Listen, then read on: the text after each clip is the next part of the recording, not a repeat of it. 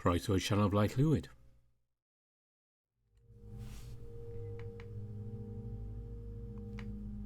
Yes, we're back with Socially Awkward. Polar Night will still be the main course this weekend, but before we get there, small appetizer of a soupçon of a socially awkward cat, garnished with some very good friends, and sprinkled with some very good dialogue. Don't worry, that little description will make sense further into this episode. So, save you wondering about it, let's get back into the story.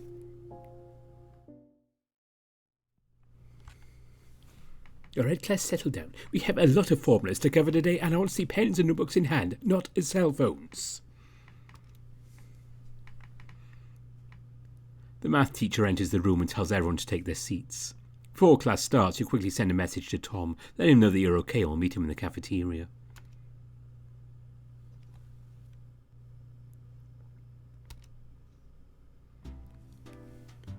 Throughout the class, you can feel both your new and old friends staring at the back of your head. The designated head injury lookout, the interrogator trying to squeeze out information with his glare. Class, a reminder. We'll be reviewing algebraic expressions on Friday. Please refer to page 8 in your textbook.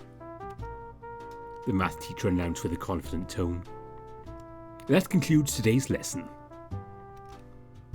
As soon as the teacher stepped out of the classroom, the students erupted into a frenzy of huddling and hushed chatter, like a group of squirrels discussing their latest nut-gathering strategies.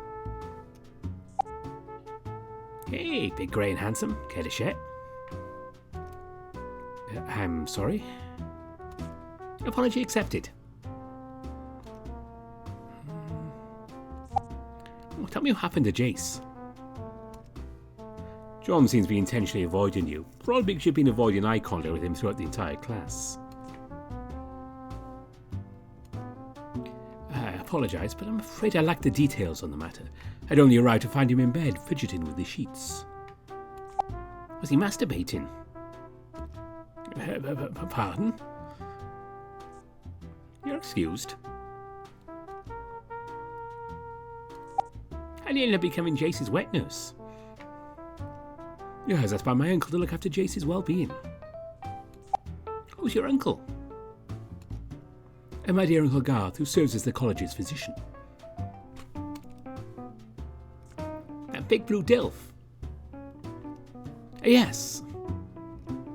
Maybe. What's a Dilf? An expression of shock briefly flashes across John's face. The question settles between you. Then he contorts into a broad, wicked grin. Like lightning, his phone is in his hand as he furiously begins typing with a look of malevolent glee on his face. You know this pattern.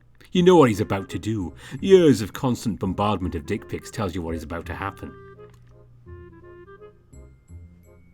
There, displayed on his phone, a familiar picture of a naked, gruffed, well-endowed grey wolf, spreading his endowment with a string of pree hanging off by the movement, just as you remembered. He's going to do it. You need to stop him. Rask! Yes, Jayce?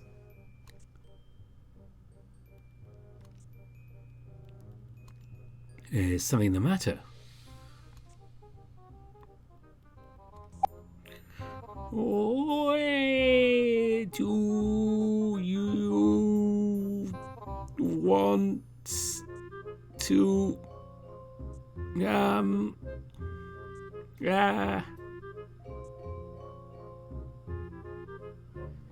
I'm sorry, could you repeat that for me? Where do you want to go?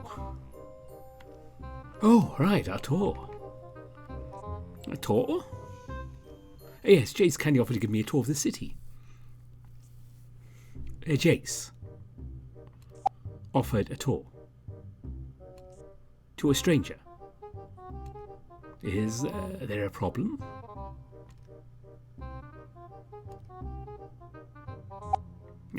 I'm just a little crossed.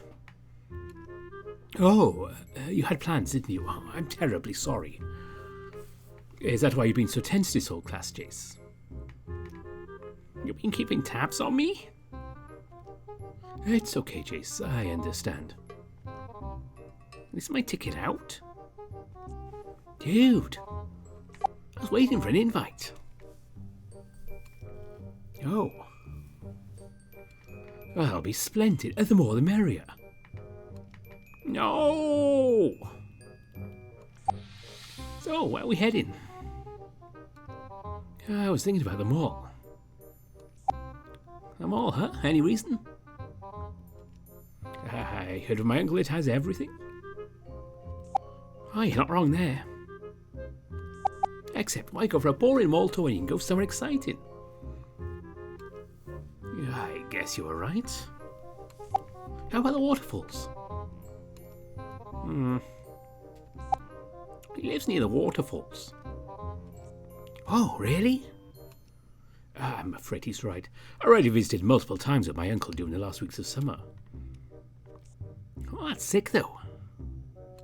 You don't think your uncle would mind if we, visit to go swimming from time to time? Yeah, I think he'll be delighted. Oh, great, it's a promise then. Rask. No fall! Darn, the waterfalls are the best part of the city. There's a lot of scenic areas here besides woods, beach and malls. How about some local delicacies? Local delicacies, huh? Our city is too new to have any unique delicacies. It's mostly just bushy, yuppie foods, things like that. That's alright, I've always wanted to try the local cooking. We got a foodie here, Jayce. I don't think I can afford trying every restaurant in the city, much less than fancy ones with our college allowance. That's quite alright. I have loads on me, we can share. And the sugar daddy. Jayce, you struck gold, buddy. What's a sugar daddy? John! Wednesday, 12:01 p.m. You walk alongside your group of friends, trying to ignore the feeling of unease that's settled in the pit of your stomach. You can't shake the suspicion that everyone is looking at you. They can see the genetic defect you've tried so hard to hide. Why is everyone staring at us? They're not staring at us. They're staring at him. John points his thumb at the grey wolf, who looks flustered and uneasy. The wolf's fur is ruffled and his tail droops between his legs, giving off a palpable air of discomfort. Huh? Rask is popular? Dude, he's a grey. Oh! Really? Are you open about it? Dude, just look at him. Feminine posture. Nice silky hair. And that weird hand gesture.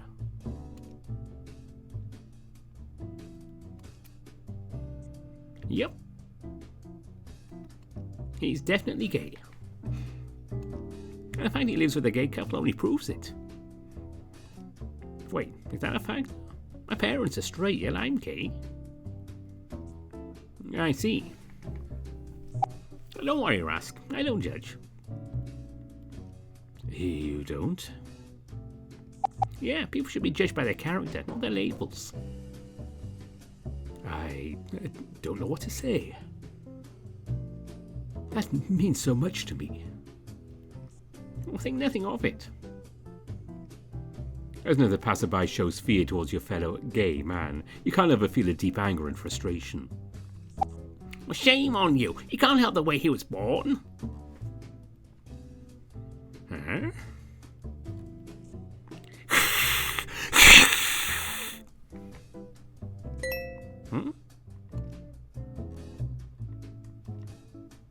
Meet me in Misty's bake shop. Tom wants me to meet him at Misty's. Yeah. Paige just wants you alone so he can give you his AIDS. He doesn't have AIDS. How would you know? He lifts his hand and enumerates with his fingers. A professional athlete, a voice that melts butter, that ass. The Cash Game's probably had more callers than I have. Bet Tom's got a butter like a catfish's maw. Ew! Catfish? He has AIDS. Paddy, did you not hear the vile things I just said? No. So, when are we meeting Tom? I'm starving. You want to go? Aren't you afraid you'll catch his AIDS? So, you admit he has AIDS? Dick. Fine, let's go. May I come along? I'd love to meet this Tom. I thought it was a given. Oh, goody. Wednesday, 12:06 p.m. Jayce, over here. I brought the gremlin, I see. And a new friend. Anything wrong? Oh. My apologies for staring. You just look so good for someone in your condition. I'm glad. You seem to be doing so well. It looks like you're getting good care. A pleasure to meet you. I'm Rask Belton. Tom Lilly. Oh, wait. Condition? John has informed me of your situation. I understand that it must be difficult. And what did he tell you? That you have AIDS? I don't have AIDS!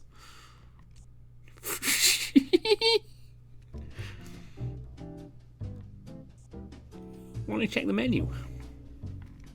We're not going to stop them. I'll be back in a minute. You'll get used to it after a while. Might as well spend it on the menu. As you scan the menu, your eyes are drawn to a sandwich. It sounds promising. Until you read the names of its ingredients. Sliced solanum lycopersicum, roasted capsicum annulum, and freshly thawed lactuca sativa leaves on a bed of rustic sandwich bread, warmed with our artisanal microwave. What the heck is all this? What's wrong? I think this restaurant is run by a cult. Look at this demonic language on the menu.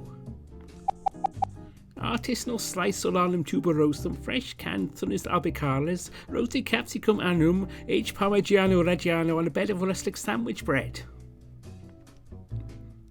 Seems normal to me.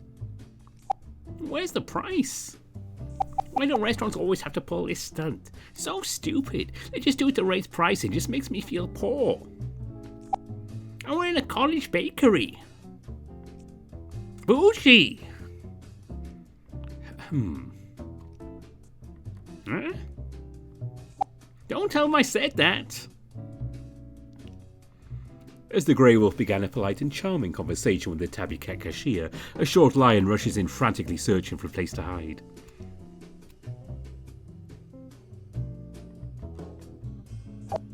Where's that little monster? Welcome back. Hey, have you decided what you're going to order yet? Quick question. Shoot. Are we ordering for a seance? Fancy words scaring you? These are the words of the devil. What's solanum lycoperidirium? It's a tomato. Solanum lycoperidria. Help! I'm turned into a tomato. You're such a kid. Reggiano.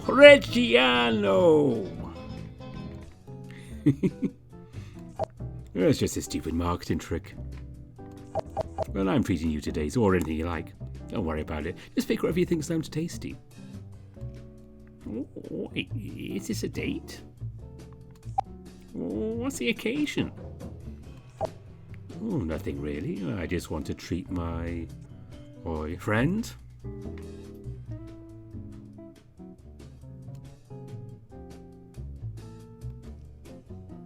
I talked to the cashier and she graciously let me foot the bill for everyone today. Oh, well, what? Why? I owe an apology. John meant it as a joke and I believed him. You see John over by the counter, twirling his hand and speaking in a way that suggested he's some kind of VIP to the sandwich makers, as if he believed his words carried a certain weight. The sandwich makers were a look annoyed, and their eyes seemed to be shifting back and forth between John and the sandwich, as if trying to decide whether to spit at him or the sandwich. John, please don't agitate the minimum wage workers. I'm sorry for making assumptions. I wanted to make it up to you and everyone for being such good friends to me. That's really nice of you, Rask. Thanks.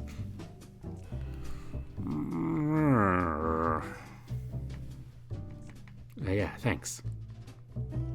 You're quite welcome. Hey, tall, handsome and grey. Would you mind coming over here for a sec?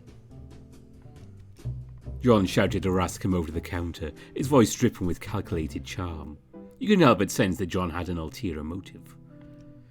Come in.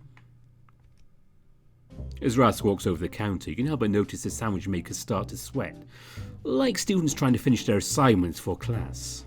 One even conspicuously hit a sandwich into the counter. But your attention gets drawn away by a sulking lion, looking out the window as if cursing the birds that flew by. Hey, at least we both get free lunches. I want it to be just us. Oh, that's probably my fault. My bad, Tom.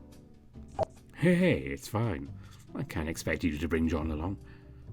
I was also expecting him to take a hint. I wasn't expecting you to bring a grey with you. How'd you end up with him? Well, he's a classmate. You know what I mean. You either hiss at new people or you just stare at them till they go away. I do that. Well, he just showed up at the clinic looking for his uncle. Why would his uncle be in the clinic? Turns out his uncle is a doctor. Dr. Warwick. Yeah, he's a nephew of the doctor and the dean's, apparently. The dean was there too? Yeah, he came in after. And get this. They're married.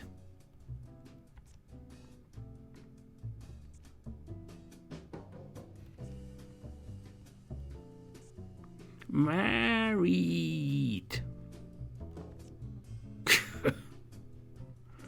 They're married. Oh, stop that. I heard you the first time. How are you not shocked about this? Well, if you stop molesting your other hand. Why should I care if they're married? Because they're gay. And what does that make us? An abomination towards God. How are you not surprised by this? I really don't understand why you're making this like it's a big deal. It's not like we're the only people like that. I'm pretty sure there are tons of homosexual doctors out there who'd rather keep their privacy. Don't know why you're surprised by it. I'm just surprised I'm meeting so many in one area. Maybe you're not used to it? I mean, we did study in a Catholic school. Why every day our skin burns with sin. So stinky with sin. Or maybe we didn't have air conditioning, just a single wall fan to keep us cool. You know, Catholic school's version of purgatory. They knew!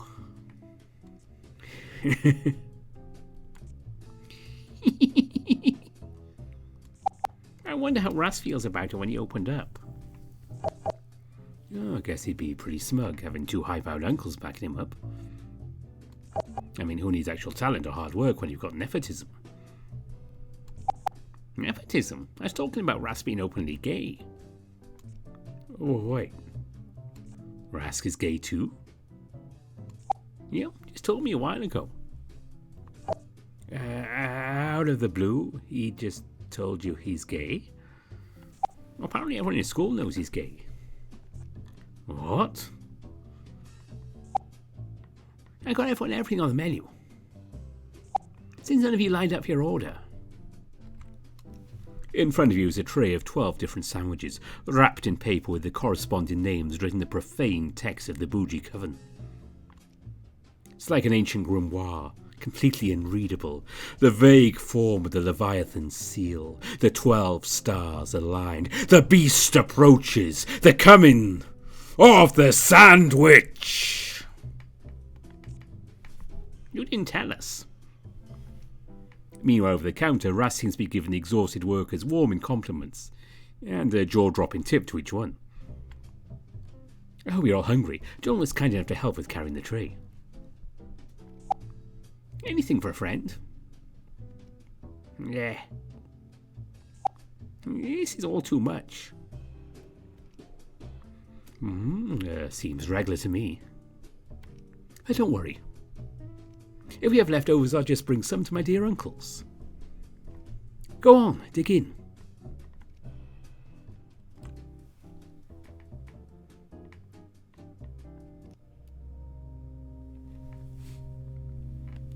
Now, do you understand my intro?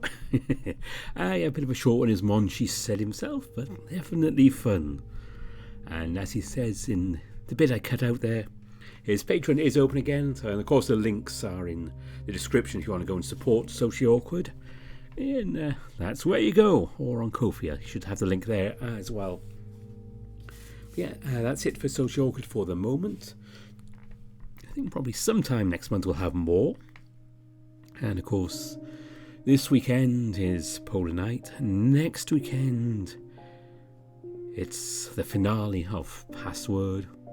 And I'll talk a bit more about Password stuff when we get there. I'm still trying to get everything done for Tyson's route. Just so much going on at the moment. I'm distracted. But yeah, that's what's happening over the next couple of weeks. Yeah. And I have to see what else is coming out. I had a plan and then things came out I wasn't expecting. So I threw them off my plan. So I have no idea what the schedule is either. Before I go, as always, I'd like to say thanks to all my patrons and anyone who donates on Ko-fi as well. If you guys do a one-off donation, you're quite welcome to go there. And as always, top patrons, and they are Burnt Toast, Kartek, Corpus Visser, Legacy Bucciarati, Lark Uskerton, Bastian, Brian Hall, Tiger Cub, Ida Corval, Anubis Silverwind, Dissonance, Grizz, Spiderling, Kopi, Sindri Dragowolf, Marcus, Evan King, Exact, Aaron Fox, Mahmoud Al-Zamel, Nova Starburn, Big Booty Judy, Omar, Smutu, and Andy Peng. So special thanks to them. Also a couple of people just joined the Patreon recently, so welcome, thanks for doing that, I really appreciate it. I don't have time to respond to you all on Patreon. Okay, that's it. I should wrap this up and start thinking about making dinner soon. So until Sunday, when we head back to the Arctic, an episode of Polar Night, thanks for watching. Bye for now.